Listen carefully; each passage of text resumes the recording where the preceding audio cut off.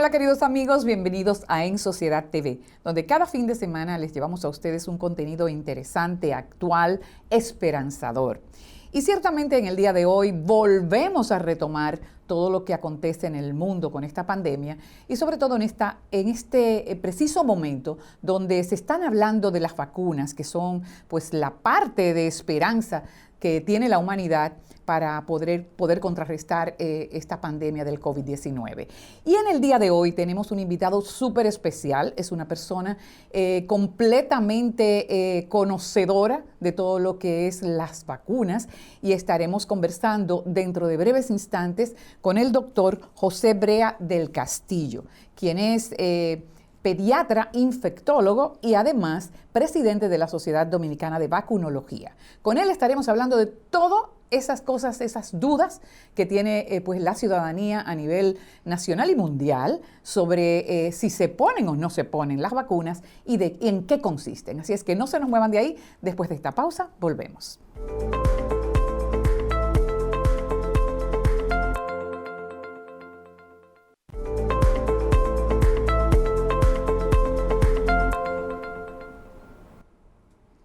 Bien, queridos amigos, y estamos aquí con ustedes. Ya decíamos al inicio de nuestro programa que tenemos un invitado muy especial. Él ya está aquí con nosotros, es el doctor José Brea del Castillo. Él es presidente de la Sociedad Dominicana de Vacunología, como les decíamos, presidente del Comité Científico de la Sociedad Dominicana de Pediatría, vocal de la Sociedad Latinoamericana de Infectología Pediátrica, pasado presidente de la Asociación Latinoamericana de Pediatría, pasado presidente de la Sociedad Latinoamericana de Infectología Pediátrica, y ex miembro del board de la Sociedad Mundial de Infectología, también ex miembro del board de la Asociación Internacional de Pediatría, miembro del Comité de Vacunas de la Sociedad Latinoamericana de Infectología Pediátrica, miembro del Comité de Enfermedades Tropicales de la Sociedad Latinoamericana de Infectología Pediátrica y exdirector de la Facultad de Ciencias de la Salud del Instituto Tecnológico de Santo Domingo, entre otras muchísimas cosas. Tiene muchísimos reconocimientos el doctor y es un placer recibirlo aquí, doctor, de verdad. Muchísimas gracias por la invitación y me gustó mucho tu introducción de luz, de esperanza, de certidumbre, de que hay algo que ya estamos viendo, de que podemos salir adelante como son las vacunas. Así es. Pues de vacunas vamos a hablar porque de eso es lo que está ahora el pueblo, el mundo, en la expectativa, doctor. Ya empezaron en algunos países como Inglaterra, como en los Estados Unidos, en Puerto Rico, ya cercano de nosotros, a colocar estas vacunas, especialmente las de AstraZeneca y Pfizer y Moderna. Bueno, Moderna todavía no, pero sí está en plan Pfizer solamente en los Estados Unidos. Y obviamente las personas todavía se preguntan, quieren esperar, tienen temor, no saben qué es lo que está pasando. Hay muchísimas versiones en las redes sociales, como hablábamos al inicio. Y justamente la vacuna que ha comprado nuestro país justamente es la de AstraZeneca. Se han publicado algunas deficiencias de esta vacuna y la gente pues agrega un poquito más de preocupación. Me gustaría que usted me dijera en términos generales sobre lo que tenemos hoy de vacunas, ya que se empezó en el mundo a vacunar. ¿Qué piensa usted? A ver. No, increíble el desarrollo de una vacuna en 11 meses o de vacunas en menos de un año. Eso nunca se había visto. Y eso hace que hubiese una atención muy especial en el desarrollo día a día. O sea, lo que en una vacuna anteriormente significaba un año, ahora era un mes o era 15 días.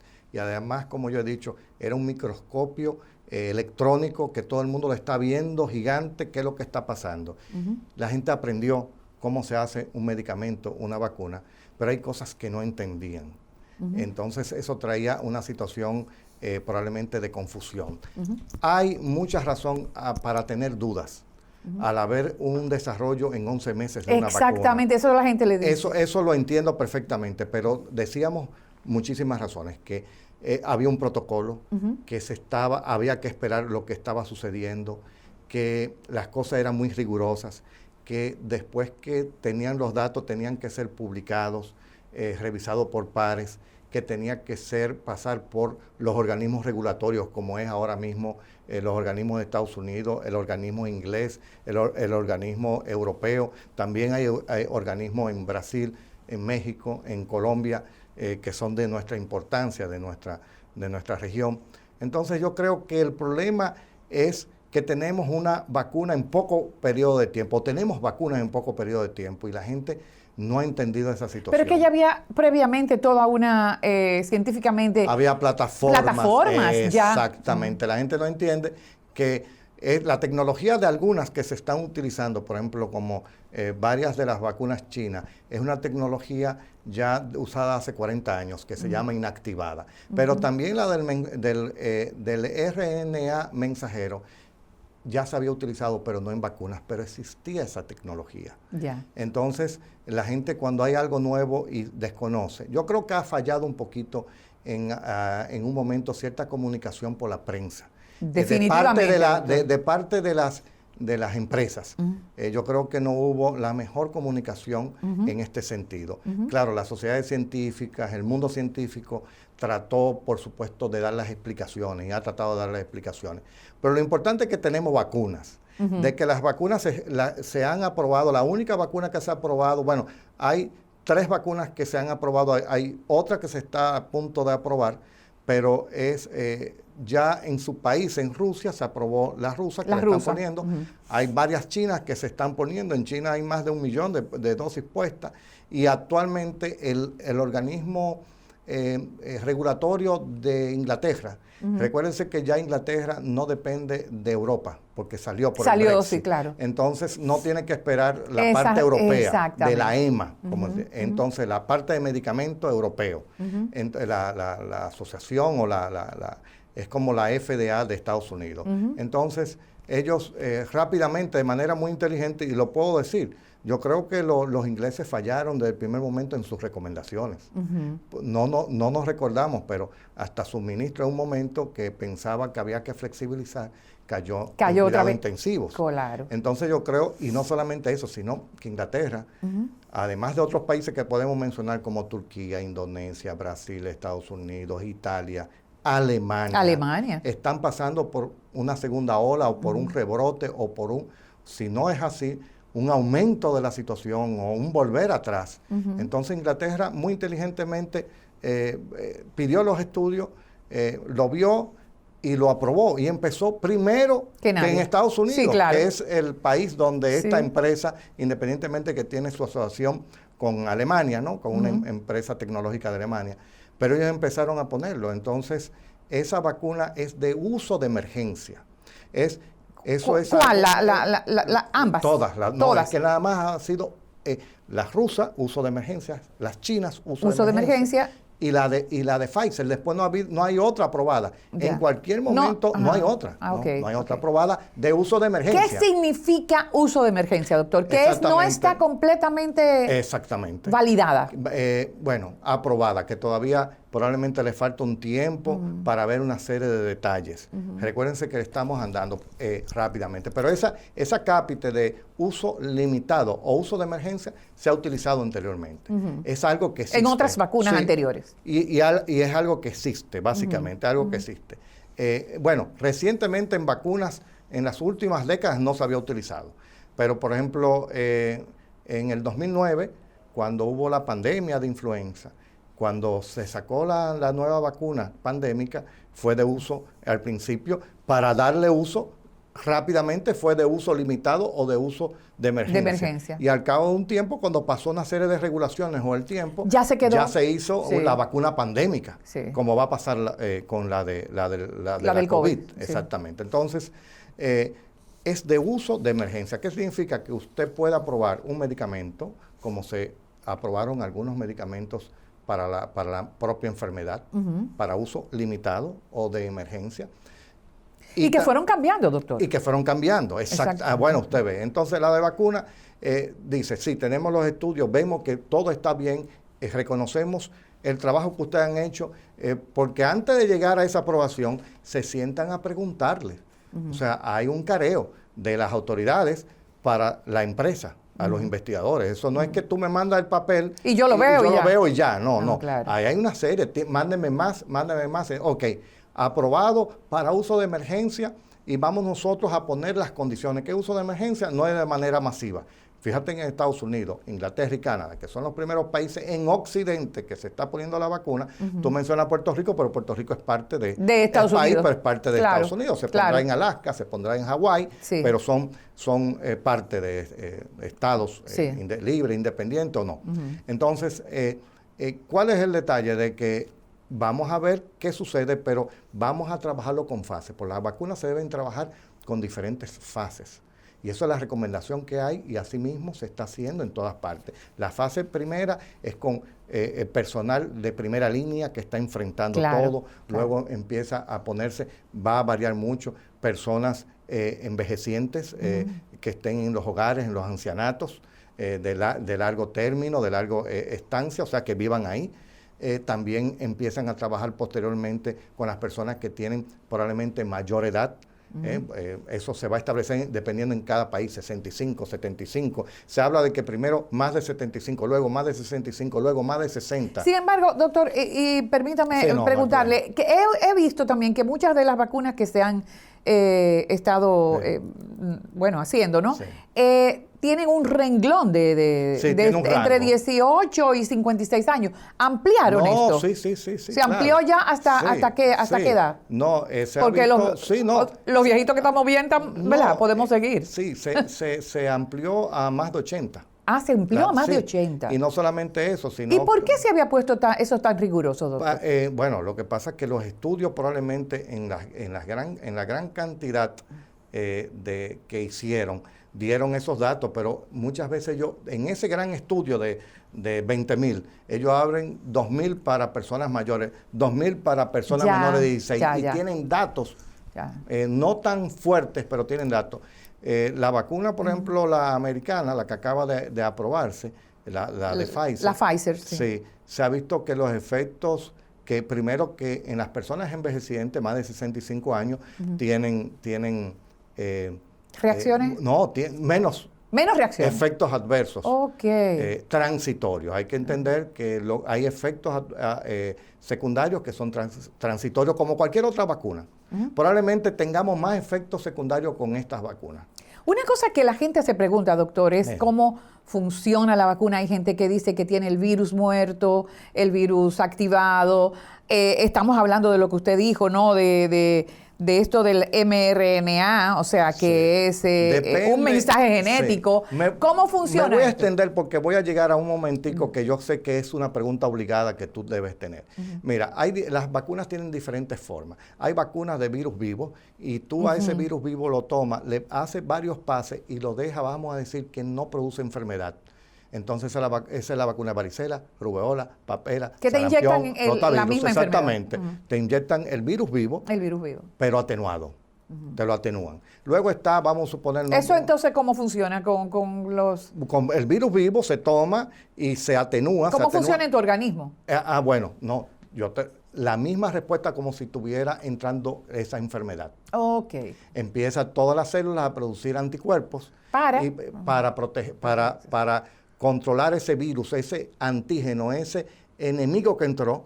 El organismo, las células crean anticuerpos que vienen y lo agarran y no lo dejan desarrollar la enfermedad, vamos a decir.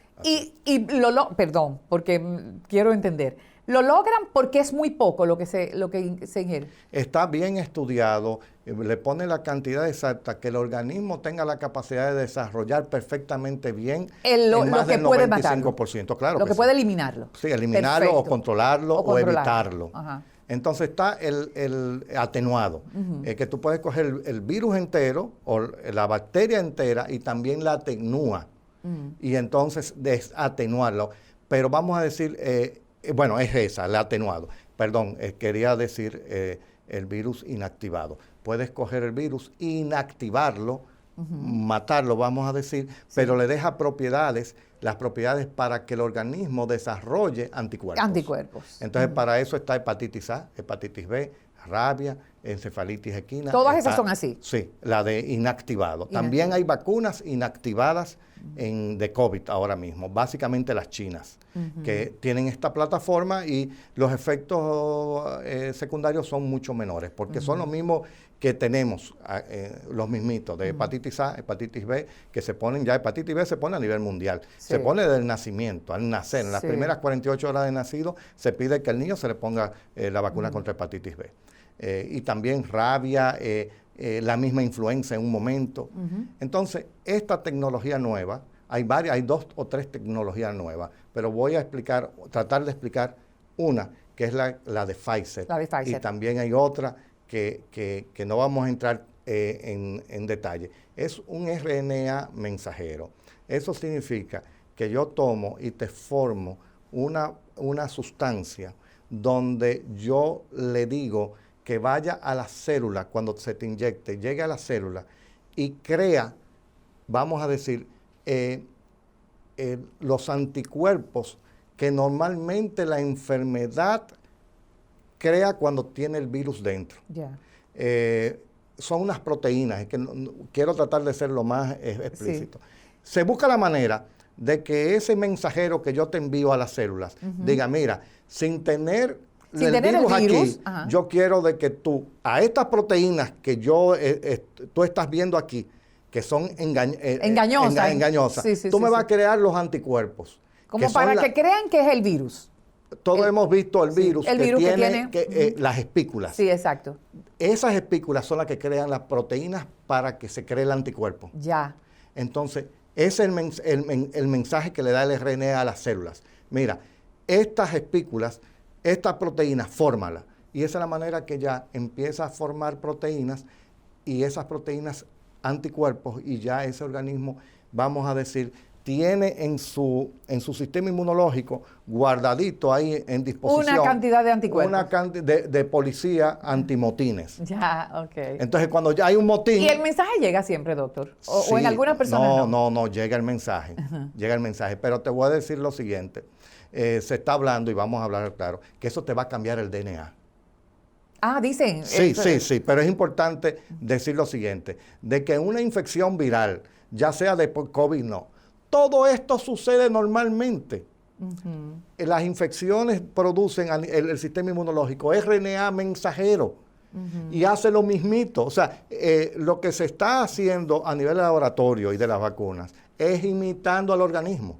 Entonces, hay millones de RNA mensajeros lo que hace ante un virus. Estimularlos. Sí, no. Imita todo, imita todo. Lo que quiero decir, que me dicen, bueno, esto es una tecnología nueva, quiero que me entiendas. Sí, es una tecnología nueva que viene de afuera, pero estamos imitando al organismo. O sea, es una infección catarral, es una infección por COVID, es una infección de cualquier virus.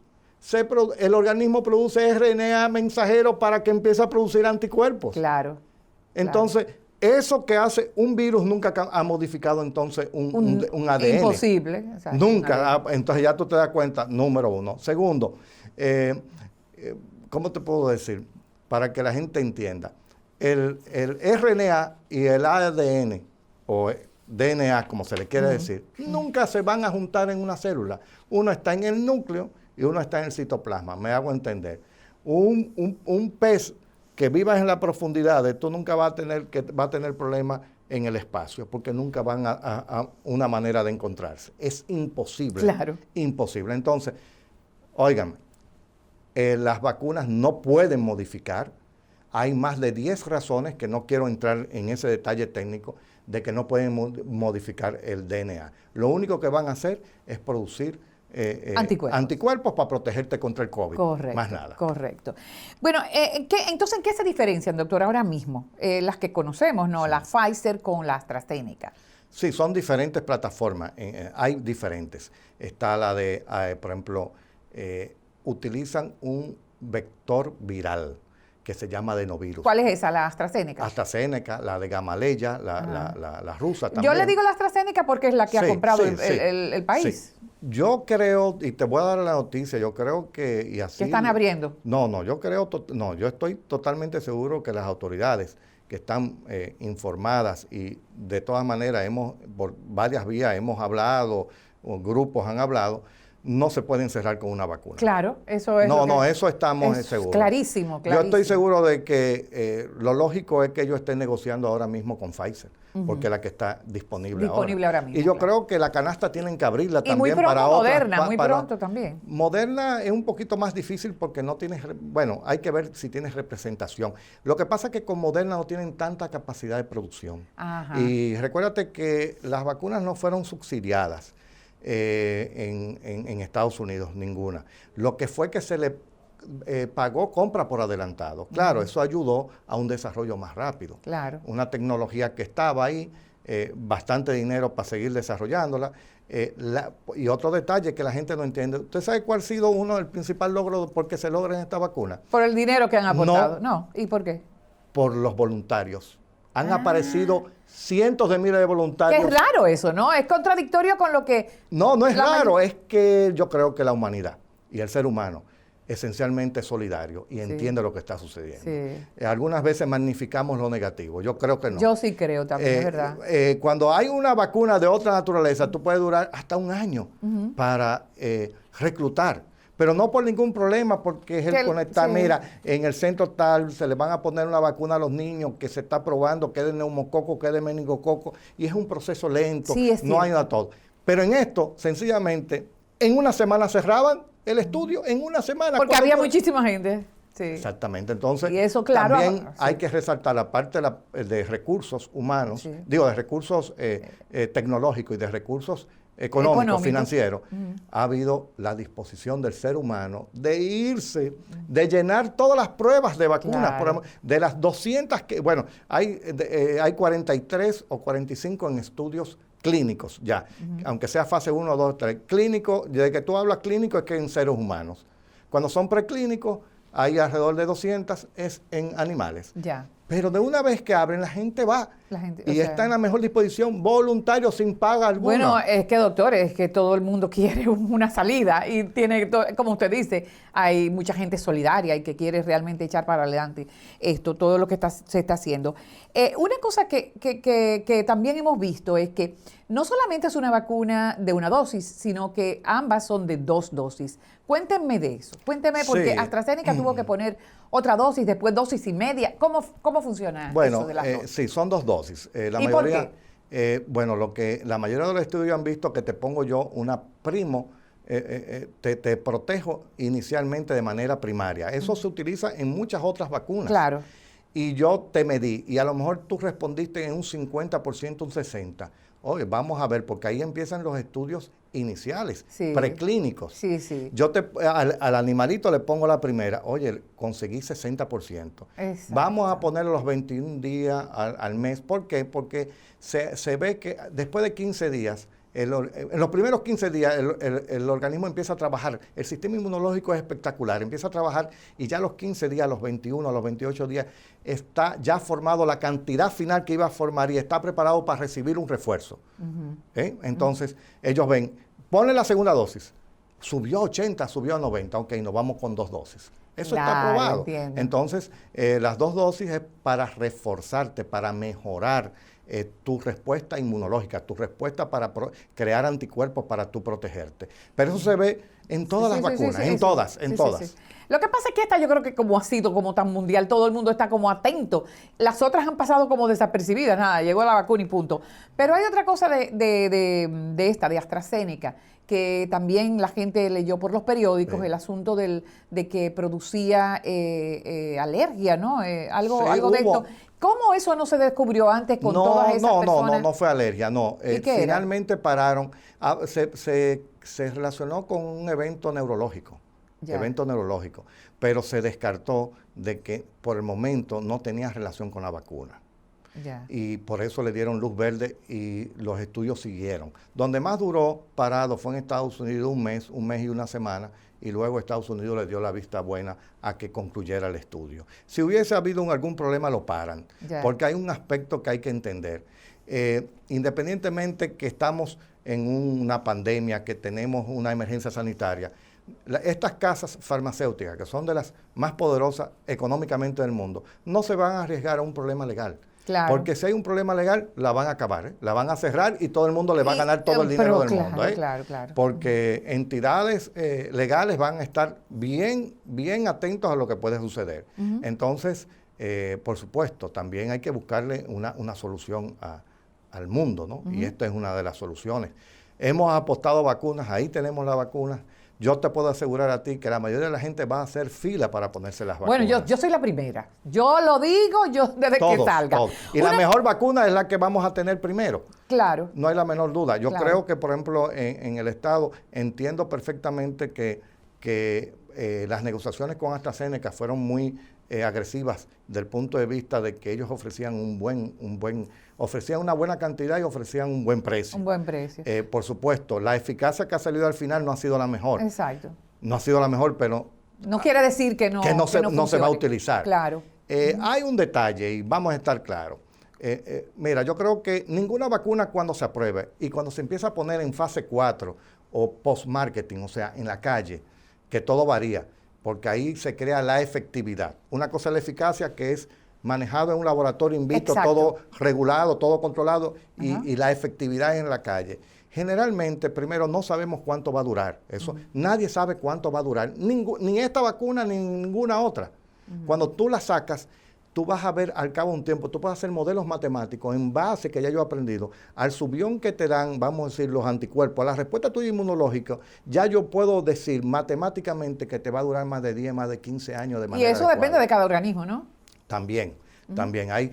Pero generalmente los hiporrespondedores, los que responden son condiciones, yo diría, propias y son las menos, pero sucede, como usted bien dice. Y una cosa, doctor, esta segunda dosis tiene que ser siempre de la misma vacuna que se puso la primera dosis. Sí. Tiene obligatoriamente. Obligatoriamente. Sí, Sí, porque no hay estudios de intercambiabilidad y eso lo Ya. dice la vacuna. Exacto. Que tengamos en el futuro es posible. Por ejemplo, yo creo que la de RNA mensajero probablemente en el futuro podrían intercambiarse por una situación de desabastecimiento. Las de adenovirus podrían intercambiarse. Las inactivadas podrían intercambiarse, pero estamos hablando no hay ningún estudio en este sentido. Otra cosa, doctor, otra pregunta es, una persona con síntomas de COVID o con el COVID ya determinado, ¿se puede poner la vacuna o tiene que esperar? Mira, todo esto yo sabía que venía esa pregunta, esto es un manual que acaba de salir hace 3 días. 3 días. Todas esas preguntas. No, si usted le dio COVID o está positivo al COVID de manera asintomático antiguo, se recomienda que se ponga la vacuna. No hay ninguna contraindicación. Al que le dio COVID, porque el estudio encontró luego que el 3% de los que le pusieron la vacuna finalmente tenían porque él hacen todas las pruebas, tenían anticuerpos previos. Ya. Y todo lo contrario, reaccionó perfectamente. Ahora, esto es un concepto de vacunas, que ya lo habíamos hecho para las otras vacunas, porque habíamos trabajado un documento a nivel latinoamericano. Si usted, hay que poner una vacuna a usted, a sus hijos, a sus nietos, y tiene en un momento síntomas de COVID, o enfermedad diagnosticada de COVID, o en la casa ha habido un contacto con COVID, se espera que pase la cuarentena Para ver si... y luego se pone la vacuna. Ya entiendo. Pero, porque por diferentes razones. Primero, que todo lo que pueda suceder ahí se le va a achacar a la vacuna. Exactamente. Doctor, y vámonos ahora, usted es pediatra, ¿no? Y vamos a los niños. Sí. Que yo creo que hay mucha desinformación con respecto a los niños. Los niños son asintomáticos. ¿Dónde pueden ser contagiados los niños y cómo contagian? ¿Y es posible, doctor, que un niño en una familia que se haya cuidado dé positivo y luego no contagie a nadie? Sí. O también, le voy a hacer todas las preguntas ahí mismo para que usted termine, si los niños se vacunan. Bueno, ¿O se deberían vacunar? Sí, ya hay 2 vacunas que están empezaron estudios para niños, desde los 2 años de edad. Okay. Sí, mira, los niños del primer momento, por la experiencia china y luego la experiencia europea, y ya lo que está sucediendo, tenemos una casuística en Latinoamérica, yo la saqué, donde se afectan más son en adolescentes. Los niños afectan menos, y los que se afectan es alguien del hogar adulto obligatoriamente. Que se lo lleva. ¿Por qué? Porque los niños han estado recluidos. Recluidos. Y no ha habido colegio, escuela. Correcto. Pero hemos visto que la tasa como vamos a decir, la capacidad de diseminación del niño es menor. Ya entiendo. Y independientemente, no te puedo decir, porque en el ser humano, o sea, en el adulto normal, se habla de un 75-80% de que son asintomáticos. En el niño debe estar 80, 90, no le puedo decir. Lo que sí sabemos es que la enfermedad es menos grave. Pero ojo, lamentablemente, en menor grado, de manera infrecuente, hemos visto en el mundo, en el país, en Latinoamérica, que hay algo que se llama síndrome inflamatorio multisistémico, que le da a los niños. Le da muy grave. O sea, si toman esta enfermedad, o sea, entonces puede esto acelerarse. O sea, hay algunos niños, niñas, adolescentes, que sufriendo el COVID, tienen una condición X que lo lleva posterior al COVID a sufrir algo parecido a la enfermedad de Kawasaki. No quiero entrar, pero el que conozca ya sabe lo que estoy diciendo. Una entidad descrita hace un tiempo porque acaba de morir el doctor Kawasaki, pero de todas maneras.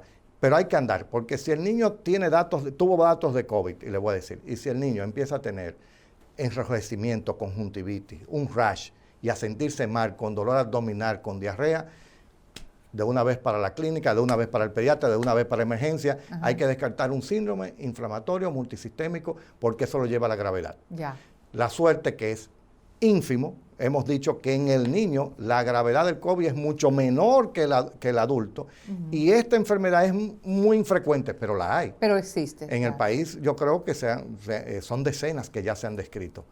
A nivel internacional, Chile tiene la delantera, pero ya todos los países a nivel pediátrico, hasta los 18 años están reportando esta enfermedad. Bueno, otra cosa, doctora, estamos en una época donde se produce mucha gripe y hay esa confusión muchas veces. No, es una gripe que tiene. Y también hablemos de la vacuna de la influenza, que mucha gente todavía se resiste a ponérsela. ¿Qué opina usted de eso? Mira, los norteamericanos, por lo último te voy a empezar. Los norteamericanos van a tener la mayor capacidad de poner las vacunas porque tienen una estructura de poner anualmente más de 100 millones de dosis de influenza. Le va a ir bien a los norteamericanos, porque están ya... ellos ya, yo estuve calculando, hay 2 cadenas de farmacias famosas que tienen entre las dos 20,000 puestos. Y ahí se van a poner las vacunas de COVID. Se van a poner en 50,000 puestos, porque tienen un esquema de vacuna contra la influenza. Los norteamericanos van a hacer esta logística, porque no estamos hablando de millones, tú hablas de millones. Yo no me lo imagino logísticamente, no es tan fácil. Puede durar muchos meses para ponerse la vacuna. Eso es lo primero. Hay que ponerse la vacuna de influenza. De todas maneras, a medida de que hemos utilizado el tapaboca, el cubreboca, la mascarilla, el aislamiento, todas las enfermedades de virus respiratorio han disminuido en el mundo. Porque es la misma forma de contagio. Exactamente, perfectamente, doctor. También hemos oído que América Latina no alcanzará la inmunidad de grupo hasta el 2021. No. ¿Eso es cierto, doctor? No, es que eso apostar... Eso no se sabe. No, es que apostar a la inmunidad de grupo, eso nunca se tomó en cuenta. Por ejemplo, Suecia, vimos los grupos que querían todos los países que en un momento dijeron que no tenían problema han quedado mal.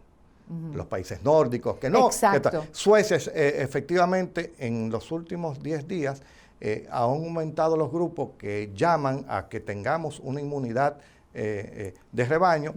Pero tú ves, las camas en cuidados intensivos en Suecia se han disparado. Entonces, está bien, yo tengo 20 años, estoy fuerte, atlético y no me va a pasar nada. Y la persona que tiene hipertensión, que tiene obesidad, que tiene asma, que tiene diabetes, problemas cardíacos. O aquel de 40 años o de 35 años que tiene una condición, sano, entre comillas, que lo agarra y lo mata, porque eso lo hemos visto. Recientemente hemos tenido noticias de personas sanas que de menos de 40 años que han fallecido. Así es. Ahora le voy a pedir, ¿no? Que hagan un mensaje, porque sabemos también que eso de las camas, aquí en República Dominicana, ya lo leímos, están aumentando. Entonces estamos en una época de Navidad. El dominicano cree que la Navidad hay que celebrarla en grupo. Quisiera que le mandara sobre la importancia de la vacuna para que la gente esté realmente tranquila y sobre estas medidas que tenemos que tomar en este momento. Yo le digo, al final voy a decir, vamos a aguantarnos un poco más, aguantémonos un poco más, vamos a vencer todo este proceso.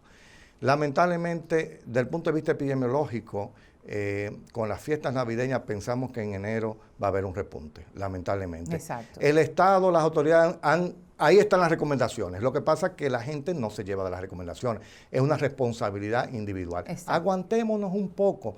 Tendremos muchas Navidades. Muchos probablemente no vean una próxima Navidad por lo que está sucediendo, lo que va a suceder en este momento. Apostemos a las vacunas, por favor. Apostemos a la vacuna. Probablemente no es la única herramienta para salir de la pandemia, pero es la herramienta más importante y más rápida para salir de la pandemia. No hay la menor duda que el que es trabajador de cualquier sitio al área social o tiene abuelos o tiene padres con problemas, quiere ponerse la vacuna para liberarse de eso y poder sentirse seguro para ir a trabajar o para ir a ver a sus padres o hacer su vida normal. Entonces, esa es la única manera. Vamos a estar acechando lo que sucede en las vacunas. Si va a haber un problema, sus productores la van a retirar del primer momento. La suerte es, como dicen, que en Inglaterra, en Estados Unidos, en Canadá se están poniendo cualquier situación. No va a pasar ninguna situación, pero cuando llegue en el país, cualquiera de la mejor vacuna es la que vamos a disponer en el país de la manera más rápida. Así es. Por supuesto, hay cosas que si uno dispone de una vacuna de cierta capacidad y de cierta rapidez, empecemos a vacunar al sector turismo o a los profesores para que empecemos puedan dar clases presenciales. O sea, hay muchas cosas que se pueden hacer. Así es, doctor. Hay que recordar que las vacunas en otros momentos de la vida que habían epidemias así, fueron lo que volvieron a la normalidad, como fue polio, la gente no lo recuerda, Exacto. como fue viruela y un montón de enfermedades más. Así es. Muchísimas gracias, doctor. Yo creo que fue realmente muy comunicativo todo. Yo creo que todo el mundo entendió sobre las vacunas y ojalá que eso que usted también hablábamos al principio, de que las autoridades pues puedan dar unas recomendaciones, amplitud de información sobre respecto a las vacunas. Sí. Yo creo que eso es algo realmente necesario para evitar estas dudas, estas incertidumbres. Le agradezco muchísimo. Ojalá tenerlo por aquí pronto, nuevamente ampliando más este concepto. Nosotros nos vamos a nuestra segunda pausa comercial y a nuestro regreso estaremos dándoles algunos consejos finales.